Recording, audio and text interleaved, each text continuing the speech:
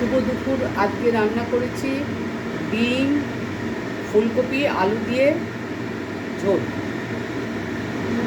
ডিমটাকে ভেজে তেলের মধ্যে ভেজে নিয়েছি, তারপরে ফুলকপিটাকে ভেজে নিয়েছি, তারপরে আলুগুলোকে ভেজে তুলেছি। এবার কড়াইয়ের মধ্যে জিরে, তেজপাতা, শুকনো লঙ্কা, এলাচ, দারচিনি, লবঙ্গ ফোড়ন দিয়েছি। দিয়ে তোমার ওই পেঁয়াজ বাটা, আদা বাটা, রসুন বাটা সব দিয়ে কষিয়েছি। তারপর টমেটো দিয়েছি। সব দিয়ে কষানোর পর যখন তেল ছেড়ে বেরিয়ে এসছে তখন জল দিয়েছি। প্রথমে আলুগুলো দিয়েছি, দিয়ে আলুগুলো যখন সেদ্ধ হয়ে এসছে প্রায়, তখন ফুলকপি আর ডিম দিয়ে দিয়েছি।